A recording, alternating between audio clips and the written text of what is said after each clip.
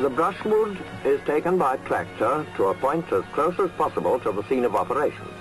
Here a caterpillar takes over and operates a shuttle service out to the workers on the dune while the tractor returns for a fresh load. Horses are used to extract the brushwood from the area being brashed to the nearest ride. Large quantities of brushwood are needed at Culbin, as depending on the stability of the sand, some 40 tons are required to thatch 1 acre, roughly equivalent to the amount produced by brashing 4 acres of woodland. Thatching has been tried before on Culbin.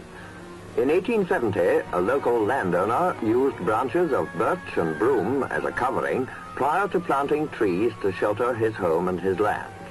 His efforts were limited, however, as the supplies of this thatch were very scanty. This was a problem which the Forestry Commission also had to face, for though in later years the amount of brushwood available was to increase as the plantations reached the brashing stage, it was obvious from the start that Culbin itself could not hope to yield the quantities required. Arrangements were therefore made to bring the brushwood from nearby forests to Culbin. It is carried in lorries which can cross the thatch already laid direct to the workers on the dune. The lorries are normally unloaded by hand, but recently some have been fitted with a power-operated hoist.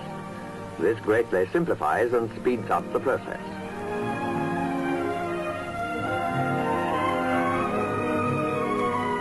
In the winter months, when the thatch has settled, the work of planting begins. Trees for planting are raised in Forestry Commission nurseries and are usually planted out when 3 years old.